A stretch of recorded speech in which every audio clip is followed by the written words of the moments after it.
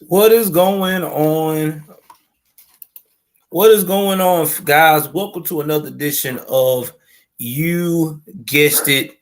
This is Joel Davis Media Network with our other platform, which is All American Sports. Okay, if it's your first time tuning in to the broadcast, do me a favor. Go ahead on and hit that like button, hit that subscribe button, hit that notification bell up top. Please like and share. Please like and share. So first things first, we are going to talk about is Colorado State. Colorado University, which really has shocked the world. The Buffaloes are on fire because of Coach Prime Time. As his mantra is, do you believe? Well, I tell you now, I definitely do believe because he is proving something that nobody else is willing to admit when it comes to his way of bringing everyone together. So, with that being said, let me go ahead on here and put update the title here.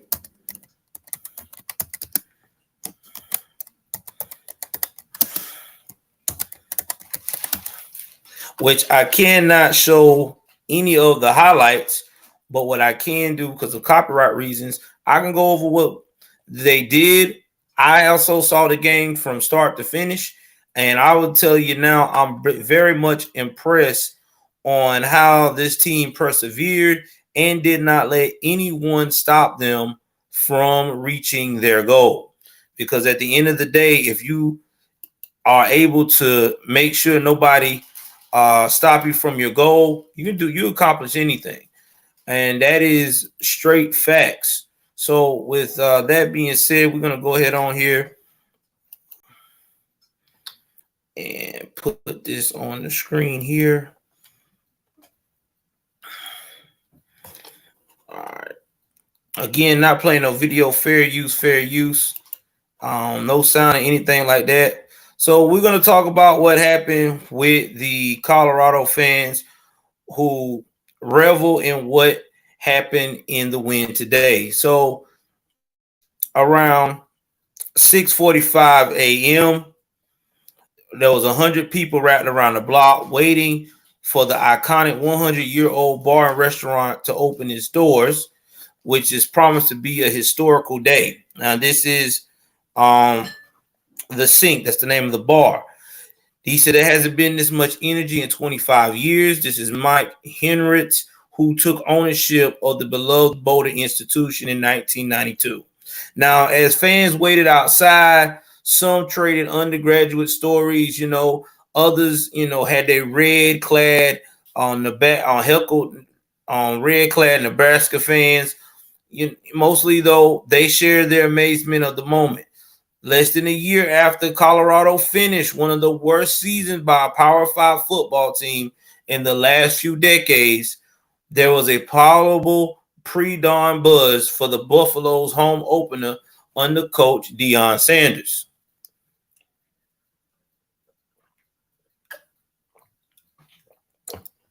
So they said we bought, which is the name of this bar, the Sink, 2 years off a national championship, and it was intense.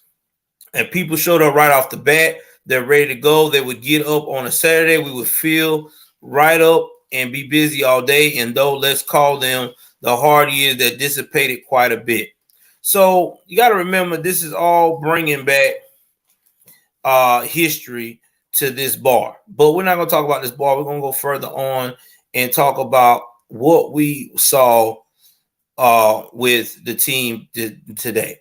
So Colorado demolished Nebraska 36-14. Now, y'all already know what happened with the scores, and we're going to go up here and talk about the scores here before I get back into actually breaking down the actual what happened with the actual whole game. We're going to break it down score by the scores of what happened, what they experienced on the quarters. So let's go down here to where Colorado is. And excuse me for my dog barking. So first quarter was scoreless. Everybody was trying to fill each other out. Then second quarter, Colorado came with 13 points, and that was from a. Let me break this down more so y'all guys will know what happened quarter by quarter. Okay, hold on, guys.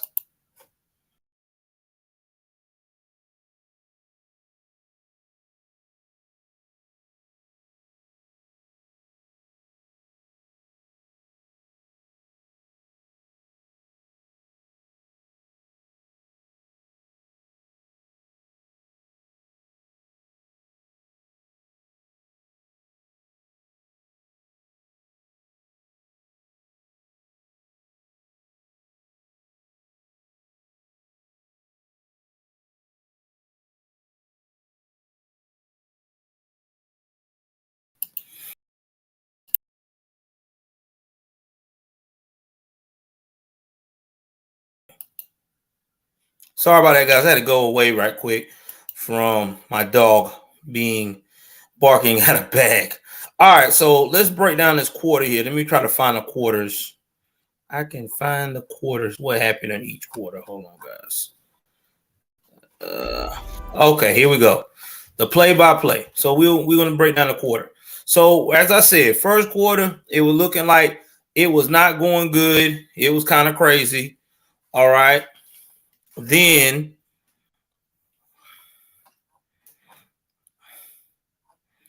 as we went down to the second quarter, touchdown play.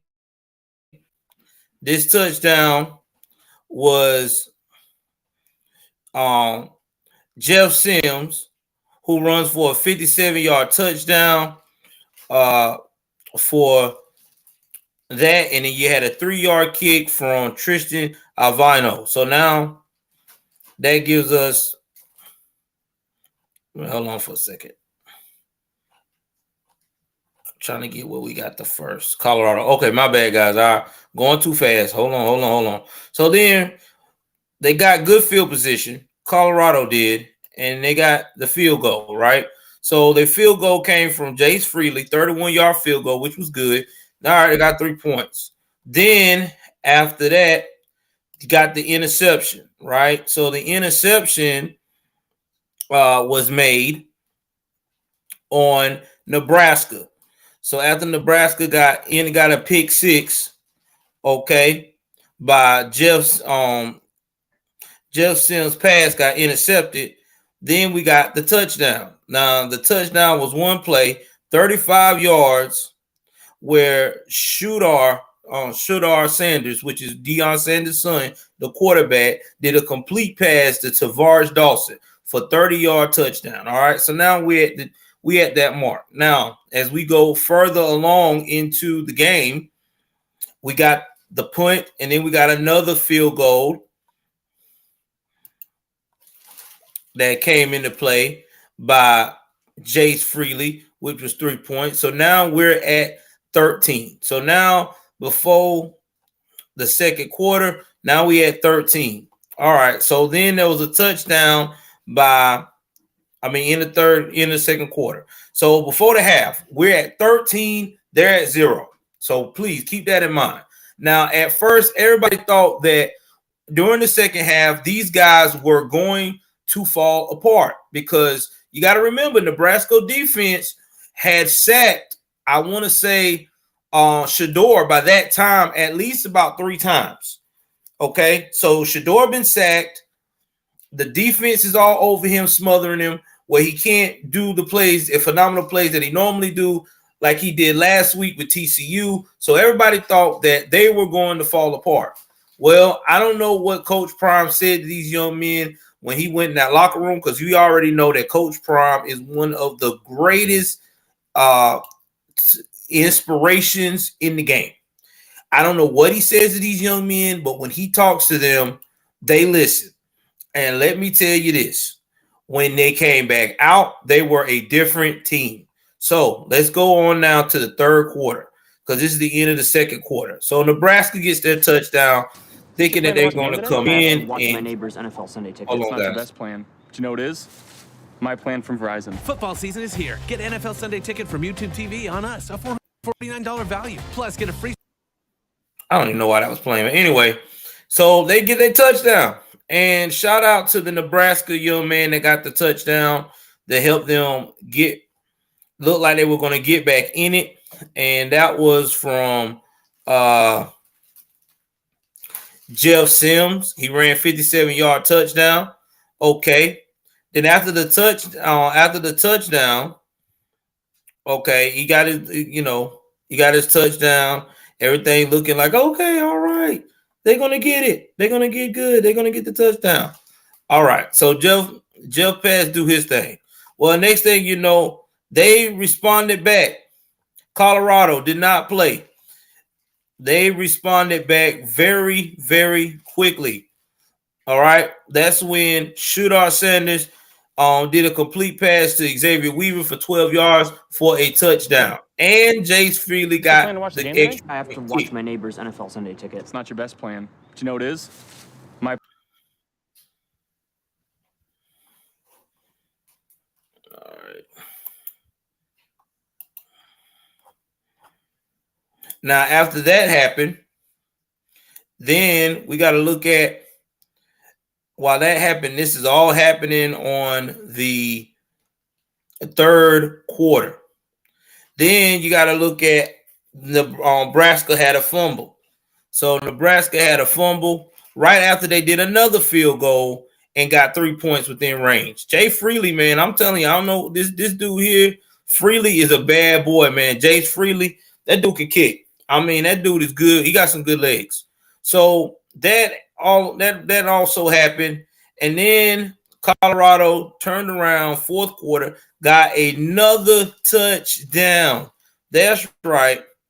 They got another touchdown. It was crazy.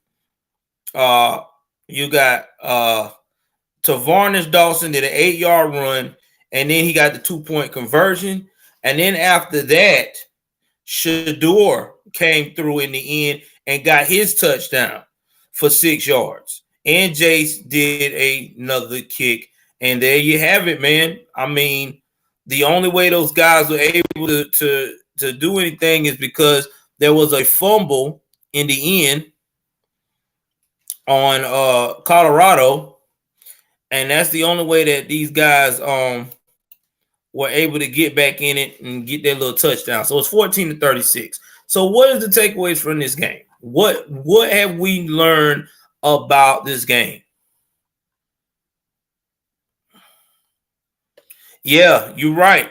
Music Maker said something that was very interesting. He got hit today. Just imagine when they play top tier teams in the Pac-12. Thank you, Music Maker. I hope you follow the channel, brother. Yeah, what is going to happen when they do that? Because it's going to be very interesting here. It is. It's going to be very interesting when they do, because they're going to have to be mentally prepared, because these guys now are going to try to make a name for themselves, because they know that Shador is on the hunt for the Heisman Trophy. Shador is a high-profile player, more high-profile than most players, because his father is a NFL Hall of Famer who is known to be a legend and still is a legend in the making as we speak in coaching. So somebody is going to try to have it out for him. So he's going to have to step it up. He's going to have to really, really, really dig deep and really be prepared for the competition. But you got to remember, he is Deion Sanders' son, and Deion said that these guys practice like they're playing the game, and they play the game like they practice. So, you know, if you got that kind of confidence, that's pretty strong to me as a guy who seen organized sports and have played a little bit of organized sports in my lifetime, playing football when I was a kid. You know, you got to motivate yourself. You got to have the motivation to do this stuff. So let's go back into the takeaways here.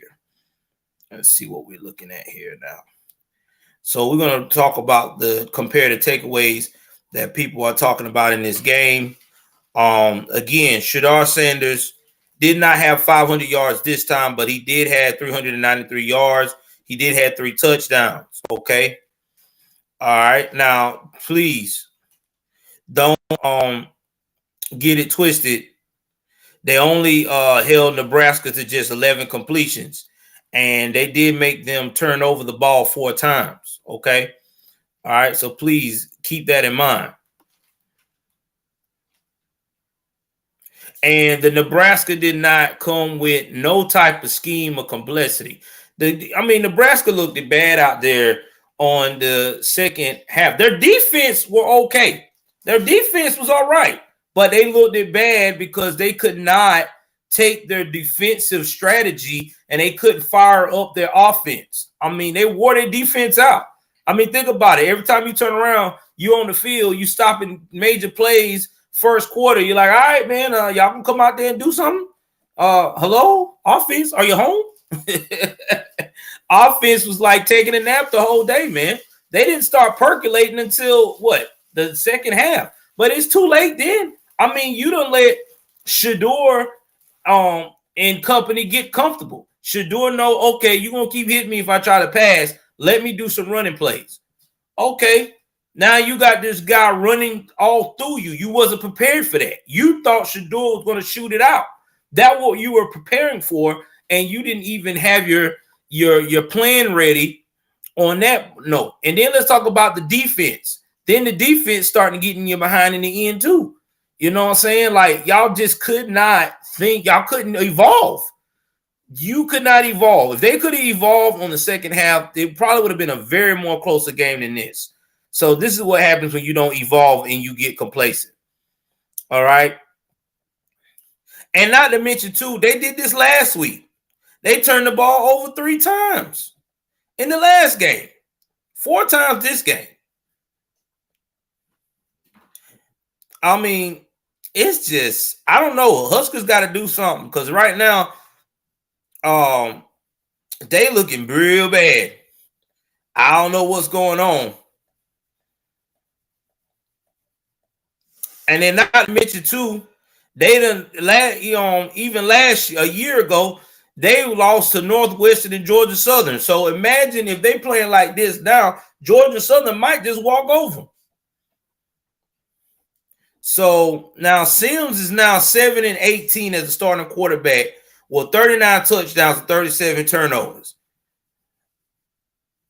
I think it's time to get rid of Sims. I'm personally, I ain't trying to tell Nebraska how to coach, but look at that number. He has a 7-18 start. Okay, he's got a 7-18 start. He should not have that right now. He should have more of an 18-7 start, not a 7-18. That is horrible for a starter quarterback. He only got 39 touchdowns. He should have more touchdowns than that. He should have about at least 60 to 65 touchdowns right about now in his starting career. And he should not have 37 turnovers. His turnovers should be about 17 to 18 at the most. Something's wrong, man. The stats are not good on this guy.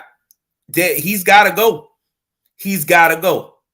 I'm not trying to be mean or whatever. I understand that, people, wants to give people the benefit of the doubt, but Nebraska need to do some changes because right now, this ain't it.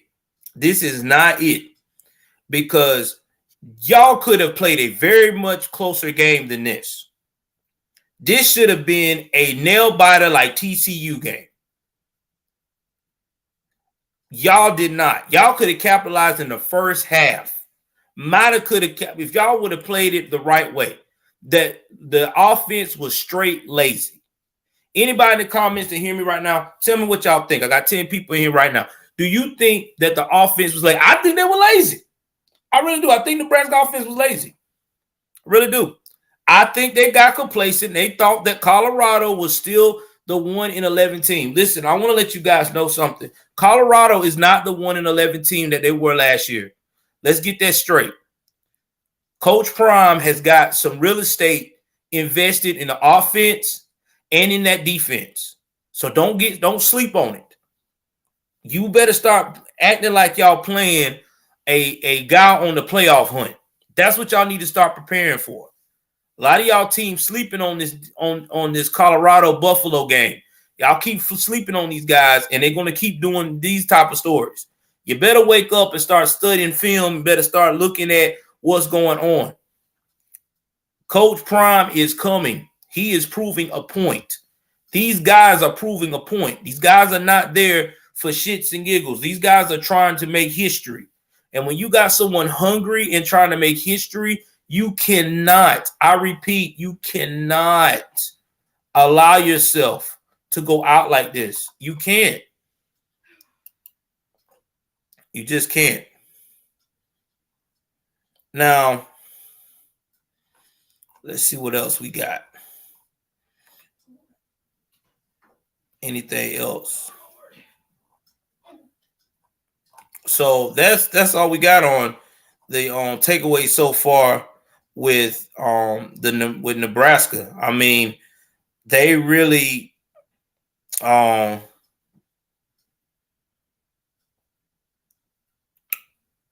need to do something, because right now their offense is getting beaten down. I'm talking about beaten down. If Nebraska don't turn their program around, they might be the next 1-11 team. And I'm just telling the Nebraska fans how I see it. The offense got to step it up, and it's got to start with the quarterback. The quarterback is the problem. He's got a 7-18 start. He's got 37 turnovers. He's got 39 touchdowns. You do the math on that. Tell me, is that a starting worthy quarterback? Somebody needs to get in there and find a quarterback that's hungry. He's not hungry. The number's not showing it. Sorry. It's just, it is what it is.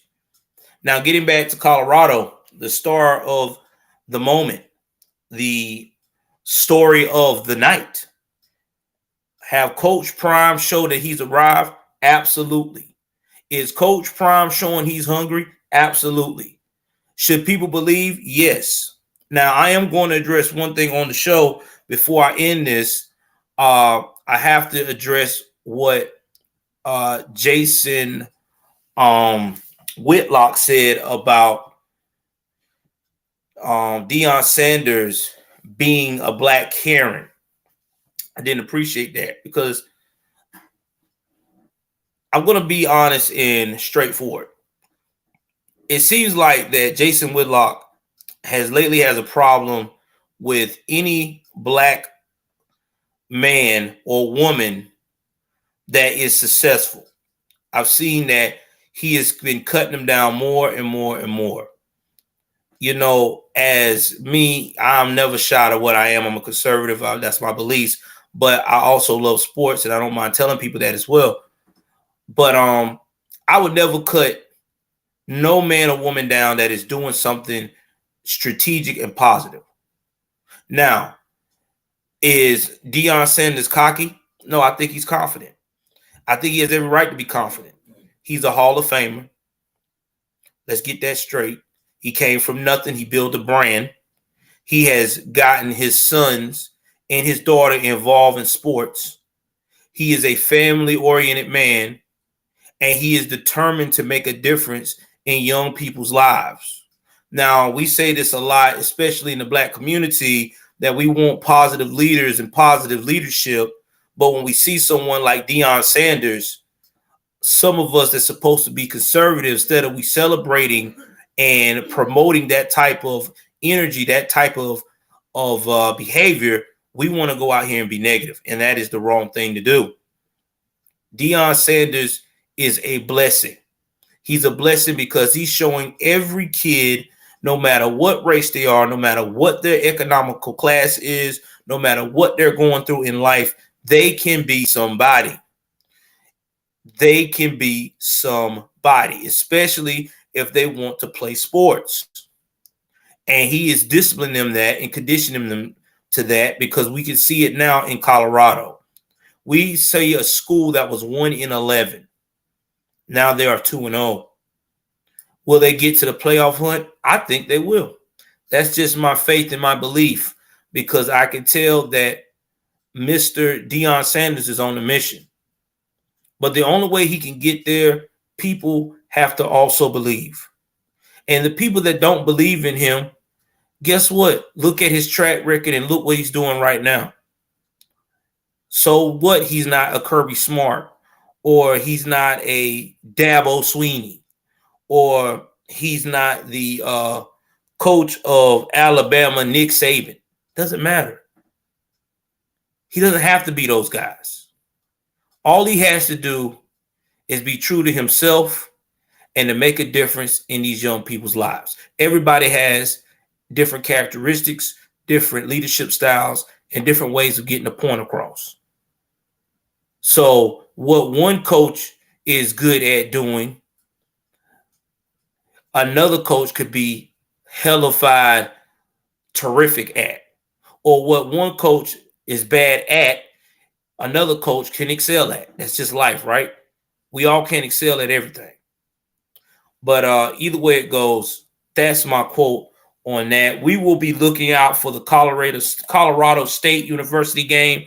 Hopefully, I will be able to stream that for you, stream my thoughts on that after that game for you guys. I am definitely going to be really watching Colorado State University this year, giving you my thoughts about how they are really turning up. If you like what you heard and this is your first time tuning in to the Sports Network channel, please give me a thumbs up. Please jump in the comment section as well and tell me, what do you think about the Colorado State University game? Do you think that that game was amazing? Did you think that Coach Deion Sanders is too arrogant, or is he confident enough to change the program? And last but not least, do you think that Nebraska Huskers needs to change out their quarterback due to the stats that we just revealed on this segment? Again, like, share, subscribe. We love you guys. Take care of yourself and each other. Y'all know what it is. I'm out.